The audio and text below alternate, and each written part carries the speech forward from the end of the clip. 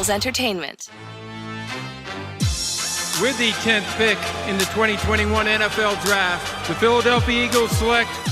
You're listening to the Journey to the Draft podcast. Welcome to the Journey to the Draft podcast, presented by Life Brand. I'm your host, Fran Duffy, and we are gearing up for the next step of the pre-draft process today. The All-Star Games about to be in full swing, and we're going to get things started here with Mr. Relevant, where Eric Galko is going to stop by to preview the top names you need to know going into the Shrine Bowl, the week of practices in Las Vegas, Nevada. They get started this Thursday. The game culminates next Thursday over on NFL Network, so we've got a week's worth of practices ahead of us out in Las Vegas. We're going to talk through the top players at every position here with Eric Galko, and we'll get back later next week as well to preview, or to recap rather, the big standout players from the week of practice in Las Vegas. And also, we are going to be daily next week. Every single day, we will have podcasts here on this feed. Monday, Tuesday, Wednesday, Thursday, Friday. We will be in Mobile, Alabama for the Senior Bowl. Like I said, we're going to recap earlier in the week what happened at Shrine Bowl practices, and then we're going to get you ready and give you the blow-by-blow recap of practice every single day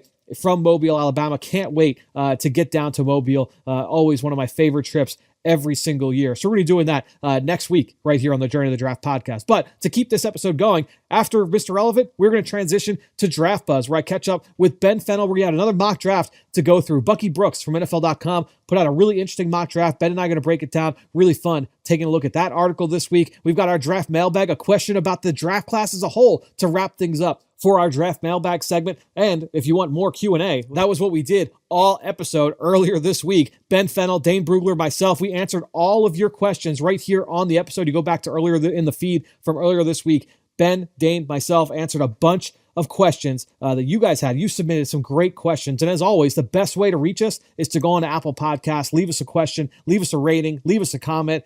We will get to it here on an upcoming episode, and we're going to do that. We're going to answer one of your questions at the end of this show. That said, let's get this episode rolling. Excited to catch up once again with Eric Galko, this week's Mr. Relevant. It's time for Mr. Relevant.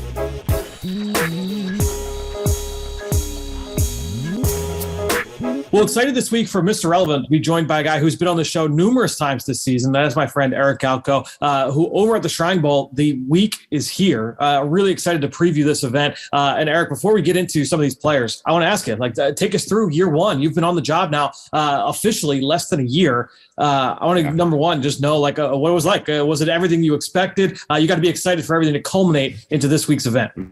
You know, it was certainly had things that I expected didn't happen the way they did. I would say my experience, I've run a smaller all-star game earlier on in my career, and my previous job was the XFL, which was leading the roster building of 8 professional football teams. So this is basically 2 football teams, and it was a little bit easier this time around. But no, it was certainly great to kind of talk with coaches and players and agents and kind of get a good sense for their buildup from leaving college. And I really appreciate that the Shrine Bowl, just like any All-Star game, is these players' first pro experience. And I take that really seriously when I started thinking that way.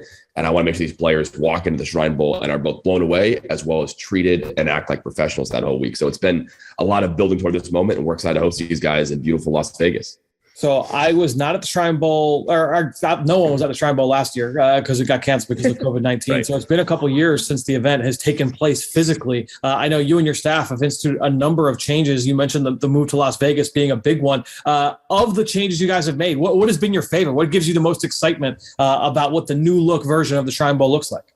Yeah, I mean, a lot. I mean, from what media I think we'll see and fans will see is the personnel changes, right? The 11 personnel and 12 personnel teams, just seeing how wow, I can evaluate this slot receiver or this 3-4 edge rusher better than I ever could at any All-Star game before, right? Those are always guys that got lost in the shuffle a little bit. So I think that's a cool thing for fans. I'm most passionate about, I think, our player analytics, player content ownership, player recovery, making sure players have an awesome experience. Again, this is their first pro experience, but also we live in a world where players want and deserve more. And I think this is not a 4 days of practice at a game for players. This is a real experience. And I think that what we're providing to players that whole week long is what I'm most passionate about. But certainly football wise, I think the personnel splits, no extra points in the game, only 2-point conversions. Great coaches around the NFL are going to be our head coaches and our coordinators, which is really exciting too. So a lot of things. I can't pick one, Fran. I'm sorry. I'm doing a bad job answering your question. I can't pick one, but I'm excited about a bunch of those things because we threw a lot of stuff at the Shrine Bowl this year, and we're excited to see what sticks. Obviously, a lot of changes, and it's really exciting just to see the direction that the event is going. And obviously, that's a huge testament to you and your staff. Let's get into some of these players. And I want to kind of go position by position. We don't need to do too deep a dive, but I do want to get some elevator speeches. What I'll do is I'm going to bring up a name that I'm excited about that's on the roster. And then if you want to, and also a name that I want to know more about. So kind of, give me the selling speech, the elevator speech on a couple of these guys. Number one, we'll start at quarterback. A guy I'm excited about, Dustin Crum, big arm kid from Kent State. And then a guy I want to know more about, and that's from the Ivy League, E.J. Perry from Brown. Yeah, Dustin Crum, I'm not mistaken, back-to-back MAC Player of the Year the last 2 years, right? Yep. So he's been as productive as you could in the conference, known for churning out, usually day 3 guys. We'll see if Dustin ends up going day 2 or day 3, but usually guys that end up sticking around the NFL for a long time. Dustin has a compact release, great deep ball. All of his best highlights are all in those deep 40, 50-yard throws into the end zone. And I think he's gotten even better. He's working out with Kenny Pickett. I've talked to scouts who have been through there. Sometimes you can't tell who's better, Kenny Pickett or Dustin Crum, right? Not to slight Kenny Pickett, but the talent is not so vast between those two quarterbacks. And Kenny's considered one of the better quarterbacks as well in this draft class. And then E.J. Perry, that's my guy. I think people, he was a 4-star recruit in Massachusetts, went to Boston College, was going to be the starter. New coach, Phil Dracovic transfers in, and EJ kind of becomes the backup despite being an incredibly talented player. Goes to Brown, has a great career despite maybe not playing on the best of teams. Get coached by his uncle, who's a great coach and a great quarterback developer as well. But EJ is going to be one of the best athletic testing quarterbacks in the last 2 or 3 years. He has a rocket for an arm. He's an incredibly mobile quarterback. Ivy League, so it's easy to say, check the box. He's smart, right? He can handle that kind of stuff. And I think I think he's going to be the quarterback that we look back and say, 2022 quarterback sleeper, E.J. Perry. Everyone's going to write that article, so hopefully people go to the Shrine Bowl will see it up in person. Interesting. Yeah, I think he's an interesting player. Obviously, not a lot of people know about. So I'm glad you were able to give a little bit of info there on E.J. Perry. Let's go to the running back position. Calvin Turner from Hawaii, kind of a do-everything guy that I've been really excited about. I've compared him in the past on this podcast to Jerick McKinnon when he was coming out of Georgia Southern. I'm fired up about him. And I want to know more about South Dakota State's Pierre Strong, a guy who has gained some buzz, especially with what he's done here this season. Yeah, Calvin's an interesting prospect because I would say, we think he's, me and our staff think running back is kind of where his starting point is. Obviously, he's a hybrid guy with a lot of things. We think it's running back. I would say most NFL teams view more as a receiver, which is interesting. I think the ability to kind of win in the short area on quicker routes and then run after catch is where his value is going to be. But I think for every team, he's going to be a gadget, multiple type look type player. Some teams are incredibly bullish on him in part because of the return ability. Even teams that don't think he could be NFL returner still love the player, can do a lot of things. So I think he'll be in a million places over the course of the Shrine Bowl week. And I think teams are going to want to see him at running back and receiver. And I think for him, we'll probably play him more at receiver because he played more running back in his college career, obviously quarterback before then. And Pierre Strong, I think Pierre is one of the top 2 or 3 pass blocking running backs in this draft class. I think he's one of the top 4 or 5 out of the backfield route runners, right? Maybe not an elusive guy in space. That's not necessarily his game, but a really sufficient pass catcher as well. And then incredible contact balance, patience through the hole, finishes runs consistently, both with strength as well as getting to his top speed and staying linear. Pierre Strong's going to play in the league. And I would say he's a guy that probably starts games by his second year in the league, right? We know running backs there's so much turnover. I just think Pierre Strong does so many things well that teams are going to say he's got to be our running back 2, running back 3, and then one injury, which unfortunately happens a lot in football, and Pierre Strong rushing for 800, 900 yards in a season. So Pierre Strong will play in the NFL, and he'll be a guy that you'll have on your fantasy teams at some point. The sense I get from people that have watched Pierre Strong is like you can't walk away from watching the film and not like the player. Like, you can talk about the upside and all that, but just like enjoyed watching him play. Everybody seems to agree that that's the case with Pierre Strong. Let's get to wide receiver. Javon Hiley from Coastal Carolina is a guy you've actually talked about here on this podcast, a certified deep threat. He's a guy that can get on top, make plays down the field, did that for the Chanticleers each of the past couple of seasons. And a guy I want to know more about, Kyle Phillips from UCLA, who I know is an all-conference player in the Pac-12, has done a little bit on offense and on special teams as well. Javon Hiley is both. I'm going to say all these guys are all my favorites, but Javon Hiley is a guy we talked about a while ago, and genuinely, I think he and we talk about Chris Olave as an outstanding route runner. I think Javon and Chris Olave are the 2 best route runners in college football, and Chris Olave opted out of all-star games this year. So in my opinion, Javon Hiley might be the best route runner in any all-star game this year. You'll see. The deep speed's a question. I think he'll answer that at the NFL Combine and at his pro day. But in terms of just getting separation, one of the most natural dig, post, comeback route runners we'll see coming out of the college level this year. He'll be somewhere in the third, fourth round, maybe earlier if he runs well at the combine, but a fantastic player. And then Kyle Phillips. There's a catch, and I'm going to butcher which game it was. There's a catch where he has a back shoulder from the slot, and you're saying, was that Cooper Kupp or is that Kyle Phillips? And I think as a stylistically, he's maybe not as vertically threatening in those deep digs and posts as Cooper Kupp, but he has more range than Hunter Renfrow. He's somewhere between those two guys as a prospect. Cooper Kupp went third round, Hunter Renfrow went fifth or sixth round. I think Kyle Phillips in that same area. But Kyle Phillips, one of the best slot receivers in this draft class for sure. Yeah, and again, brings some value on special teams as well. Let's get to tight end here. A guy I'm excited about, Lucas Krull, who started his career with the Gators and down in Florida, transferred because they had a guy that some people have heard of in Kyle Pitts, who went fourth overall last year. And a guy I want to know more about, Garrett Prince from UAB, a little bit of a one-year wonder there for UAB. Yeah, Lucas Krull, high recruit, was the guy that really impressed people at Florida, wanted to transfer to Pitt to get a new look, went to a great situation, and immediately developed rapport with Kenny Pickett. I know one of the second or third game of the year, he has a corner route for a touchdown, and then from there just kind of exploded.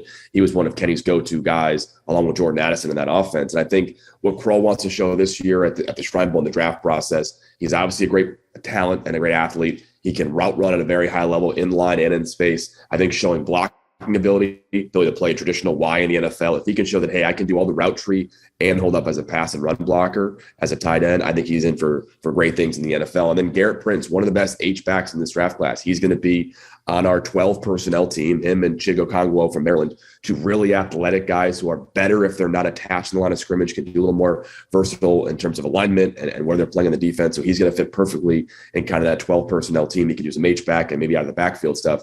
Outstanding route runner. I think he led the country in tight ends touchdowns this year. I think he held that all year long. So productive in the end zone, can make plays after the catch, has some sneaky athleticism that he kind of lulls you to sleep with the route and they can burst by you as a DB. I think he'll be one of the more intriguing tight ends at the Shrine Bowl this year. Well, let's get into the trenches here with the offensive line. And I grouped this entire group together, so a lot of players to pick from. But Alec Lindstrom is a guy that I've always had a soft spot for at the center from Boston College, 3-year starter. I think he just checks a lot of boxes. Obviously the size is a little bit of a concern, but overall, I really like what Alec Lindstrom brings to the table. And then Bama Allison from Utah, I think is a fascinating, futures prospect, a guy to see to develop, interesting background. Interested to get your thoughts on Allison as well. Yeah, we'll start with Alec Lindstrom, one of my favorite players. I live up in Boston. I've been at Boston College in the offseason multiple times, been to their games. I've watched Alec Lindstrom play for his whole entire college career. Certainly saw his brother play before, Chris Lindstrom, former first-round pick of the Atlanta Falcons, current starting guard. And I think Alec has a lot of his brother's ability to finish and be a mauler, but obviously being that center and playing multiple positions. And Alec's actually been a long step for us as well for his team because he can do that at an NFL level too. Talk about versatility. But he'll play center, both guard spots. He might play a little bit tackle in the week as well. But smart, high football IQ, can hold his spot, and it's a really good job as an interior pass blocker and then finishing as a run blocking player as well. So he can hold up in the A gaps and then finish on the linebacker second level. In my opinion, Alec is one of the best centers in this draft class. I think he and his teammate at Boston College, Zion Johnson, will both be centers in the NFL. And I'm curious who's better because Zion maybe has a bit more talent. Maybe Alec can admit that. But as far as centers go, not many smarter centers in college football than Alec Lindstrom.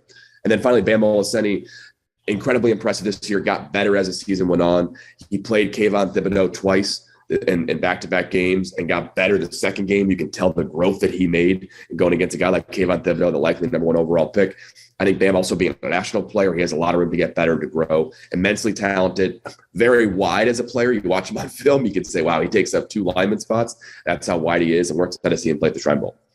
Yeah, he hasn't played a ton of football either. A really interesting background there. Let's go to the defensive side. Jeffrey Gunter, the pass rusher from Coastal Carolina, has been doing it there for a couple years for the Chanticleers. He's a power, brute force kind of player, and really fun to study on tape. And I also want to know a little bit more about a guy I actually have not studied yet, and I might get their last name wrong, so excuse me if I am wrong here. David Aneni, I believe, from Houston, converted linebacker. Anytime you see anybody bring him up, Draft Twitter kind of goes nuts for David Aneni. So interested to get your thoughts on Gunter, who I have studied, and then the Houston pass rusher as well. Gotta do your homework, Frank. Gotta do your homework on these. I'm a stickler for name pronunciation. You know this, so it bothers me that I did not look that up before we did this podcast.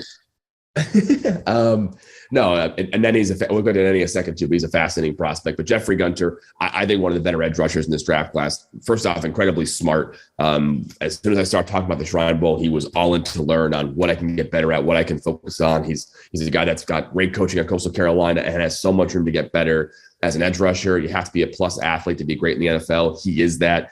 He has a whole host of pass rush moves, and he'll show those off of the Shrine Bowl in a more 3-4 setting, which I think fits him perfectly. He'll be on our 3-4 defense, but great athlete, hard worker. He's going to work with Drew Wilkins on the East coaching staff. Drew Wilkins, you know who that is? He's an outside linebacker coach for the Ravens for the last 8 years. So he's worked with Terrell Suggs, Matt Judon, OA this year as well. So I think Jeffrey Gunter is going to get a lot of development at the Shrine Bowl and be a great player. And I think he has a great chance to be a top 100 pick for sure. And then on David Nenny, long, physical. He plays right now in kind of a wide 9 and sometimes gets a little tighter of the splits as a bull rusher on the edge. Long, athletic, has a lot of room to grow. I think some teams think, hey, we can add 15, 20 pounds and play him more inside. Some teams say keep him on the outside and let him loose, but active, long, athletic, can bend, checks every box you want, and an edge rusher is going to get a lot better in his NFL career. Let's get to some of these interior guys. Matt Henningson from Wisconsin is a player that I've done that he's just a good football player.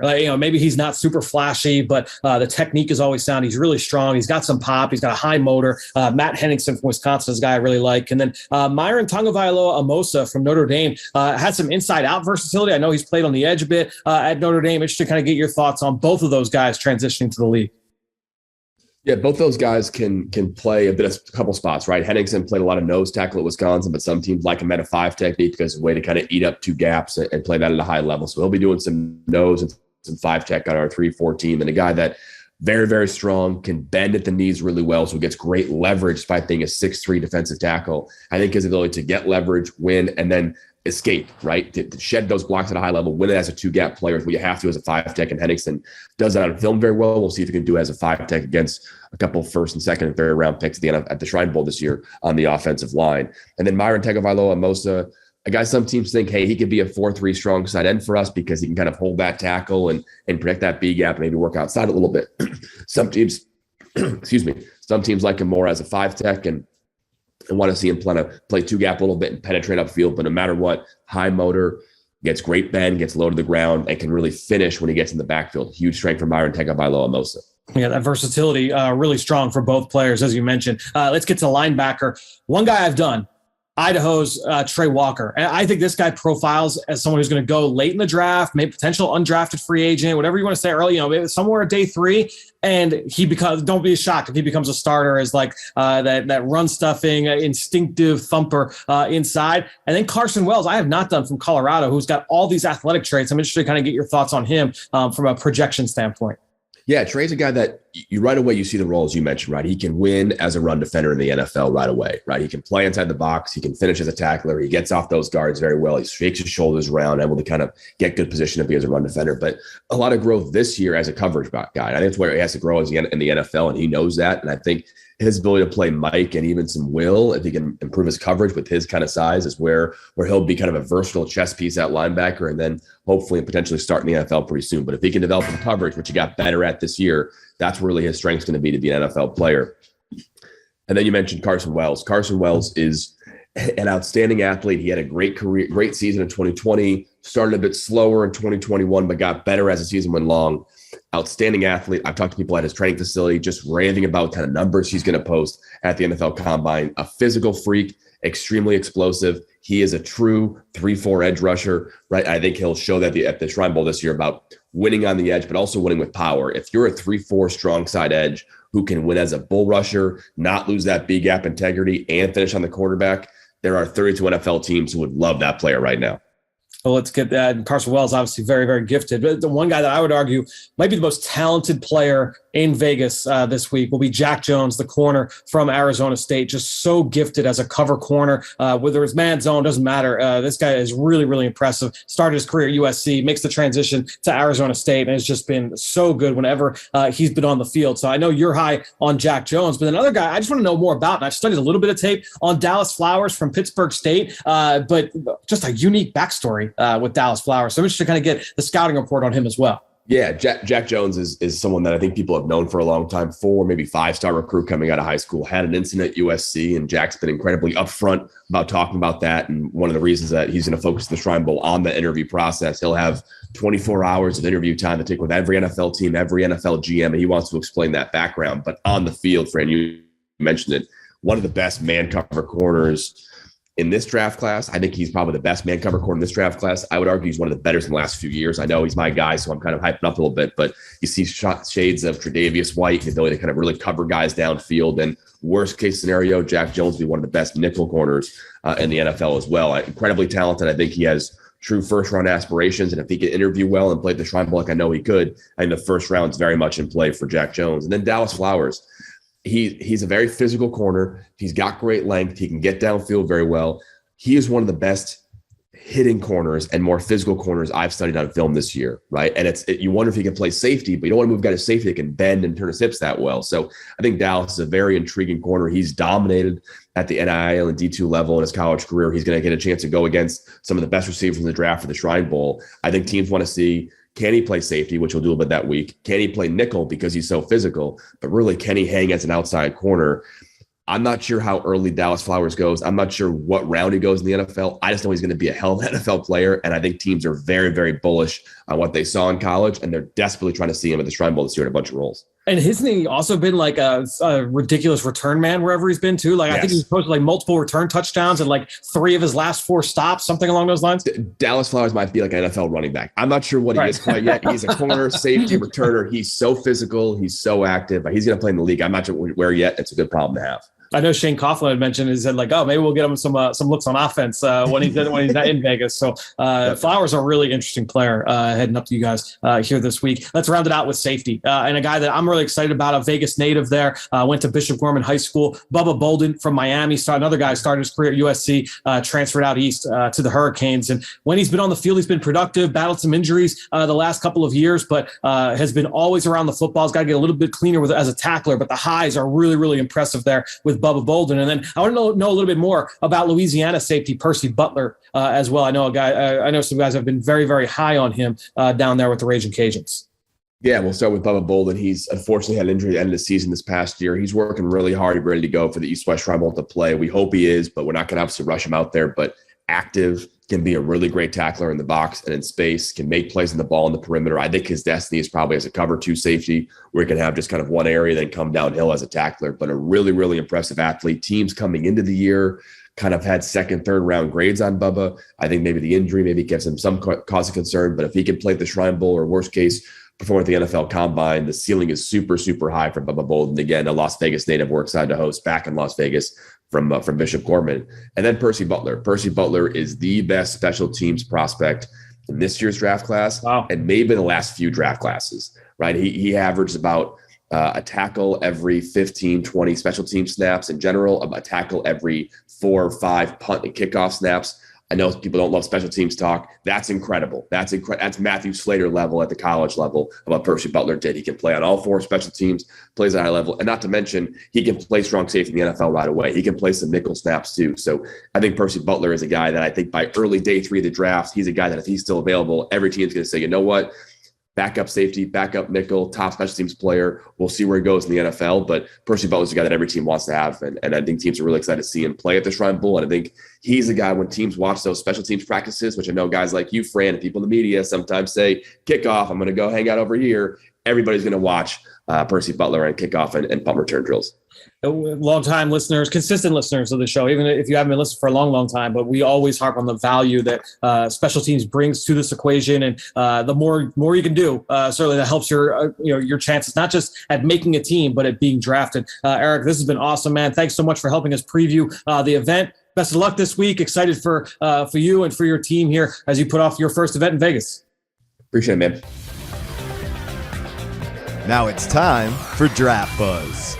All right, so good stuff there from Eric Galko to help preview the top prospects to watch here as the Shrine Bowl gets underway in Las Vegas, Nevada. Let's get through now to Draft Buzz, where we've got a new mock draft. This one comes from Bucky Brooks from NFL.com, and Ben Fennell once again here to help us break it down. Ben, interesting mock draft here from Bucky. Yeah, really fun. I'm liking this time of year just before the All-Star games roll out, getting some thoughts on paper here solidified, and Bucky's got a few eye-popping picks here in his top 32 in his first round mock. So let's dive in here. All right, so let's get through the most surprising. What was the most surprising selection for you in this entire mock draft? So I would say maybe not so much who the most surprising selection was, Fran, but maybe who wasn't selected. And this is one of the first mock drafts I've seen without Alabama receiver Jamison Williams coming off the unfortunate ACL injury in the championship game against Georgia. His pecking order receivers, Garrett Wilson, Drake London, Chris Olave, Treylon Burks, Jahan Dotson, even David Bell from Purdue sliding in there into the back end of round 1, 31st overall to the Lions, which, guys, I love David Bell. I think he's an outstanding receiver. But you don't see him going before Jamison Williams too often.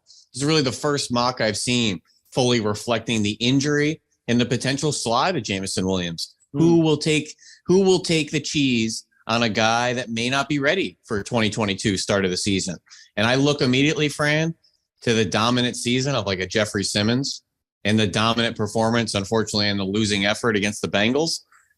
Titans drafted him in the first round coming off an injury as well, and they're reaping the benefits. So you got to play the long game, have some vision. Jamison Williams is going to be a good pro. Where do you pull the trigger as far as draft capital? That's going to be a big question. Obviously, a well-discussed topic here in the next couple of months surrounding one of the best playmakers in college football. I would say for me, the biggest surprise happened in the top 10. It happened number 6 overall, and that's the Carolina Panthers taking Cincinnati cornerback Ahmad Sauce Gardner. And I think there are a couple things at play here, right? Number one, I would say the Panthers going corner would be surprising after they took J.C. Horn in the top 10 last year. They traded for Henderson, C.J. Henderson from Jacksonville, another former top 10 pick here mid-season.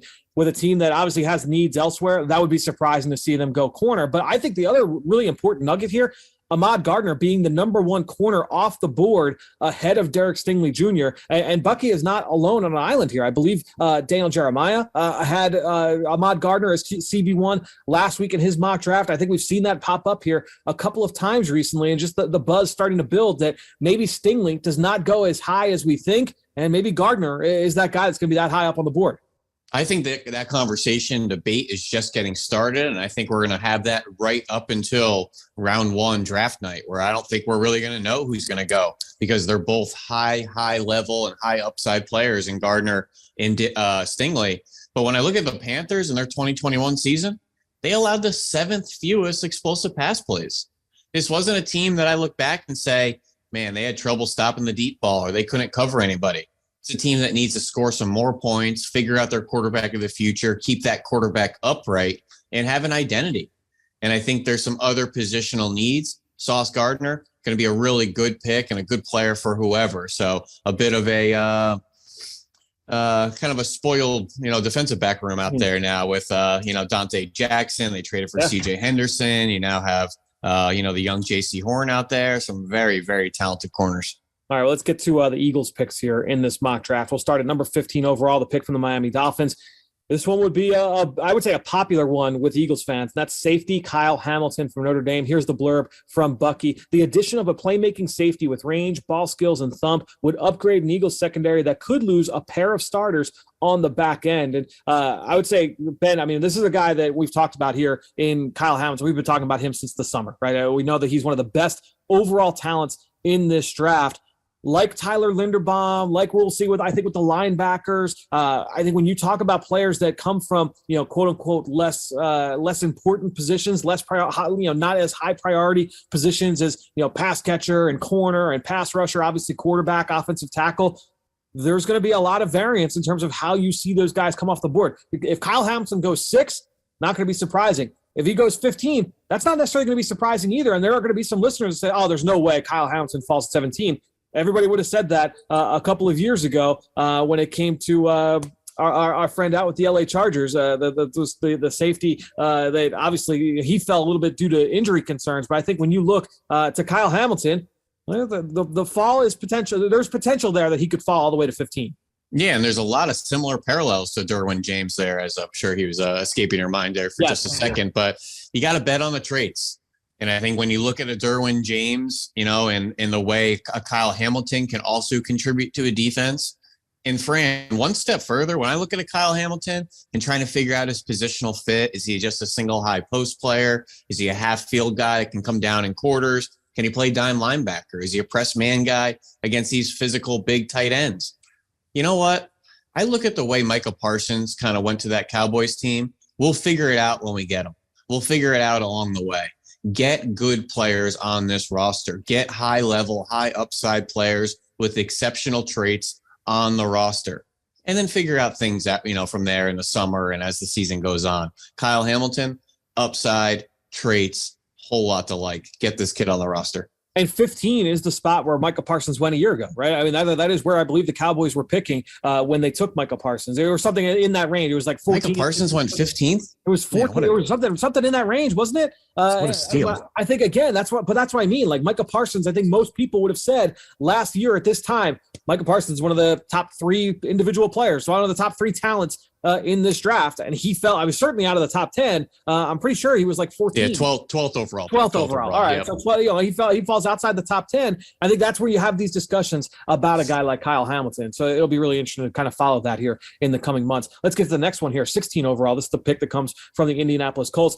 This pick, wide receiver Treylon Burks from Arkansas. Here's the blurb from Bucky. With 3 first-round picks, the Eagles can afford to add another wideout to the lineup as a luxury item. Burks' size, strength, and ball skills would make him the perfect wide receiver 2 to pair with Devontae Smith on the outside. Ben, personally, I love this fit, not only with Trey Burks. Look, the Eagles were one of the best teams in the league in terms of yards after catch, generating yards after catch for their wide receivers, especially if you look on a per-catch basis. They're one of the best in the league. Treylon Burks, one of the best things about him, yards after catch. Get him the ball, let him do work. That's one of the best things about him. I think what's going to be really interesting to see, and we see this every year, is he going to get that Debo Samuel bump? We'll see what the 49ers do this week here in the NFC title game. Debo Samuel has been one of the best players in the NFL this year, certainly one of the best receivers, and his versatility, his yards after catch, pass game, run game, gadget plays, all across the board. Well, that's exactly what Arkansas has done with Treylon Burks over the last 2 seasons. They find ways to get him the ball every single way that you can imagine. I kind of wonder if he'll get that Debo Samuel bump and can kind of get pushed up the board a little bit here. Not more so than he should be, but if that's what allows him to be wide receiver 1 in this class when it's all said and done. Yeah, and he's this prototypical big slot type of presence where these guys are also getting called slot backs in the way that they're used at the end arounds and now lining up in the backfield, and with their thick frame and running back type of profile. That's how Treylon Burks was used at Arkansas. They use him in a lot of yards after catch and quick game and some quick perimeter screens. Sometimes they just line up in the backfield or ran inside zone with him. He's that freakish of an athlete, that gifted with the ball in his hands. And I just love his size and the things you can do with him, whether it's the hand the ball off, the yak stuff, or even the simple stuff like pinning down defensive ends in the run game and the kind of versatility he can give as a blocker. He is every bit of 225, may even be creeping into 230 by the time combine and draft season hits, and the way he's going to be working out and bulking his body up. He is a really impressive specimen. I don't even know if I want to call him a receiver. He looks like a move tight end. He looks like just a playmaker out there. He's thick. He's explosive. He's fast. He's physical. Treylon Burks is going to be a really, really fun chess piece to somebody's offense. Hopefully it's ours. Yeah, I don't want to take or put words in your mouth, but when people say, "Oh, he looks like a move tight end," like that's how he looks, that's how he's built. But once he runs, you mentioned how explosive he is. Like he doesn't move like a move tight end. Like he moves like a wide. He's impressive, man. I remember back in the summer when we had our SEC preview. I think I said it was a 3-pronged comparison. Debo Samuel, A.J. Brown, and I believe the third was Terrell Owens, just in terms of like the usage and the body type and the skill set. He's just a really, really fun player, one of the more dynamic players. And receivers at that size aren't that common. I mean, to be 230, you're typically Calvin or Vincent Jackson or having Mike Evans, a little more of that 6'5 frame. To be in the 6'3 profile and 225, 230, it's kind of rare company. And you're talking Larry Fitzgerald, you're talking Andre Johnsons of the world, you're talking TOs of the world. These guys with core strength, a thick frame, with actual speed and explosiveness and playmaking and route running. It's a dangerous, dangerous combination there. He's not running 4.6. Like he's not going to combine and running slow. Like he's going to look good, and because that carries over what you see on film. He is a dynamic presence for certain. Let's get to the next one here. This one, 19th overall. This is the Eagles' original first-round pick. Pass rusher Jermaine Johnson. Here's the blurb from Bucky. This is a pick we haven't really seen too much. Here's the blurb from Bucky. The Eagles need to find a replacement for 33-year-old Brandon Graham on the edges. Not to mention Derek Barnett is hitting the open market. Johnson could get the call as an athletic pass rusher with a nonstop motor. So, Ben, like I mentioned, we haven't really seen a lot of mock drafts with Jermaine Johnson penciled in to the Eagles. So we can talk a little bit more about his game here. A really versatile, athletic, kind of a movable player off the edge here for Florida State. Yeah, and he's a guy that's going to be climbing up boards and mock drafts as we head into draft season, if he hasn't already, with his absolutely meteoric rise this season with Florida State coming over from Georgia, ACC Defensive Player of the Year. He is tall, he's long, has a good first step, fairly technically active with his hands and footwork, variety of moves, good play temperament. He's a guy that really, really looks the part out there of the prototypical NFL defensive end with length and quarterback hunting ability. So he's a guy that maybe doesn't look like a lot of the players we have out there with Brandon Graham and Derek Barnett. Almost looks like a clone of a former Florida State guy that we have in a Josh Sweat. I think Jermaine's a little bit better in the stand-up type of position. Sweat really flies out in that 4-point, 3-point stance. But two guys, if we have a Jermaine Johnson and a Josh Sweat, bookend for the next few years in Philadelphia, that is some serious length on the perimeter. Yeah, and I think when you look at Johnson, there's been a lot of talk about a lot of these defensive ends in this class, a lot of the edge guys that, this guy could bump inside. Some of his best rushes are when he bumps inside. You talk about whether it's Trayvon Walker and Karlaftis and Aiden Hutchinson's got that ability. A bunch of these guys have that ability to kick inside. I think I like Johnson most when he's rushing off the edge and kind of keep him out there off a runway and let him use those gifts he's got. He's a really, really intriguing player. Real quick, let's get to the back half here of round one. From picks 16 to 32, we're just going to find a quick player team fit that we love, and we'll start on offense. I'll let you kick things off. Well, I think Joe Burrow's exciting heading into the AFC Championship game, despite the 9-sack performance last weekend. We got to address this offensive line, and quick, and they're going to do it in the first round next year. Bernard Raymond, I don't know if you want him playing right tackle, maybe even right guard, maybe left guard. I don't know where you're going to play him. Add good players to this offensive line room. We need to keep Joe Burrow upright. Bernard Raymond, Central Michigan, going to the Bengals. Love them addressing the offensive line. In particular, Raymond going to there. Yeah, so just erase Bernard Raymond from everything you just said. Pencil in Trevor Penning at 17 to the Chargers, and just giving Justin Herbert more horses along the offensive line to protect him. I think that makes a lot of sense. I think you look at Trevor Penning. We will see both of these guys, honestly, next week at the Senior Bowl. Different skill sets. I mean, Penning is definitely more like the strong, physical, powerful guy. Raymond, he's strong as well, but really athletic and fleet-footed. I think when you look at those guys, that's where the conflict kind of starts. But both guys really impressive prospects. We'll see them both in Mobile next week. Let's go to the defensive side of the football. Favorite player team fit for me, I'm going to go Trent McDuffie, the corner from Washington, at 23 to the Cardinals. This is a team, a connection. Steve Keim, he clearly feels pretty good about what he's done at the University of Washington. Bucky made this point in the mock draft. You pick up Budda Baker. Obviously, they feel pretty good about what they've done at the University of Washington in the last couple of years. You got Byron Murphy, who has done an outstanding job in that secondary. Budda Baker has been outstanding playing the safety spot. So, dip back into those waters. You're going to go back and get Trent McDuffie there, give us some corner help for a team that needs it. And so I love that fit there for the Arizona Cardinals. What was your favorite team fit here? Yeah, I'll stay in the same category of position here. I don't know, Fran, if a lot of NFL fans and even some hardcore fans can tell me who started at cornerback for the last 8 weeks for the Buffalo Bills. I know we know Trey White unfortunately got hurt. Well, it's been Levi Wallace and Dane Jackson. Yep. Can use a little bit of an upgrade out there. How about Roger McCreary ending up there in Buffalo in almost a similar type of way that Trey White ended up in Buffalo? Experienced kid in the SEC.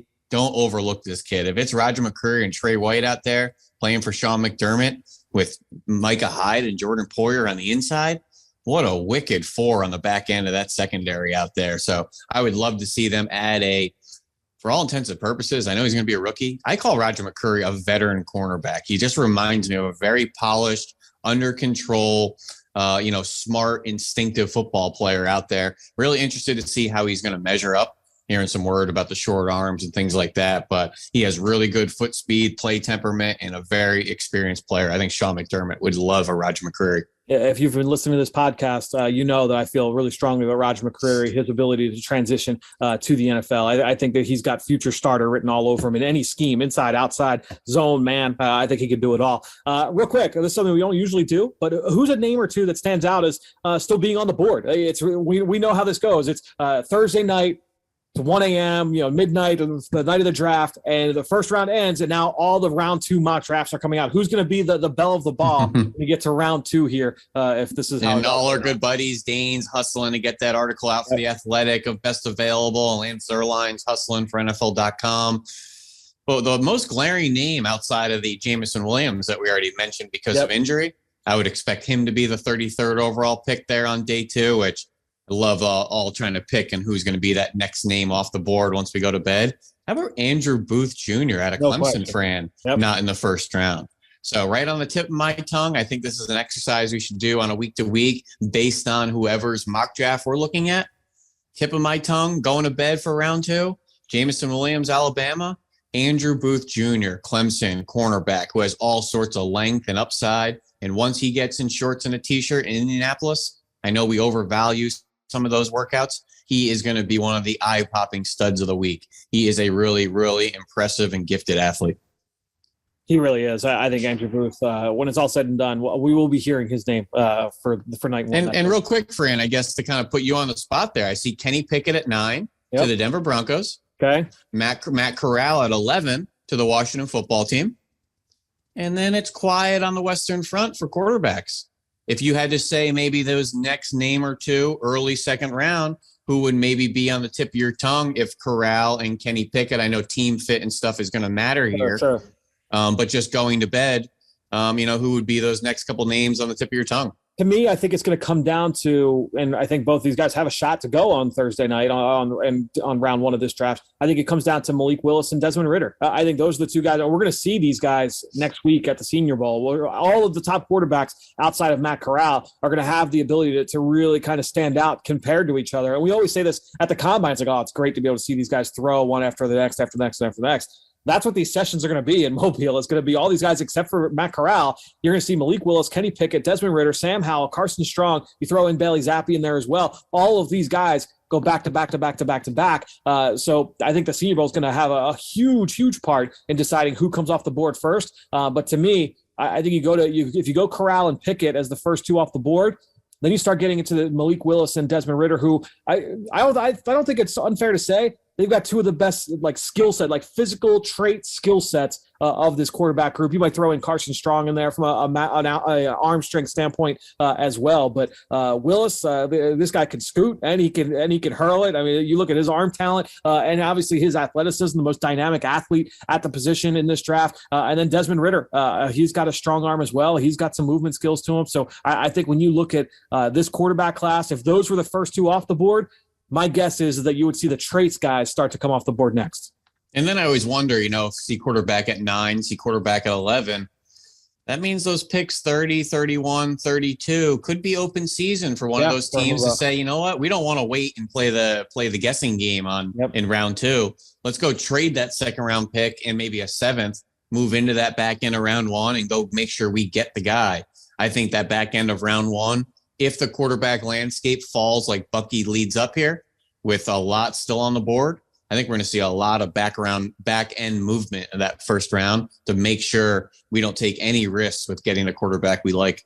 I think it's a really good point. It's something interesting to follow here. And again, next week, Mobile is going to play a huge part in the quarterback discussion. Ben, we'll be talking about it in the coming months. Thanks so much for joining us once again here on the Journey to the Draft podcast presented by Life Brand. Now it's time to hear from you, the fans, in the Draft Mailbag. So great stuff this week from Ben Fennell, as always. And as always, we're going to wrap the show up with our Draft Mailbag, where we've got a 5-star review from Philly fan AFS, who left a 5-star review, like I said, and left this question. Said, love the podcast. Keep up the great work. I'm hearing a lot of analysts and draft people saying that this is a weaker draft. Do you agree with that sentiment? I remember people referred to the 2013 draft as weak, and that actually turned out pretty decent for the Eagles. And so, me personally, I don't like when we refer to a class as weak or strong. I wouldn't even say strong as something I don't like either, because I think that there's plenty of talent in every single class. Now, is every player going to work out? No. But I think when you look at it and say like, oh, this class is really weak at position X, well, that just means that it's not reaching expectations that people have for a certain position. Just because all these quarterbacks or all of these wide receivers aren't going to be talked about in the top 10, that doesn't mean that this is a bad quarterback class or a bad wide receiver class. It just means that these guys have some questions or some flaws that are keeping them from being mentioned in the top 10 or in the top 5. I think when you look at this class overall, number one, it's really deep at a number of positions because of some of those things that we have talked about a lot over the last year.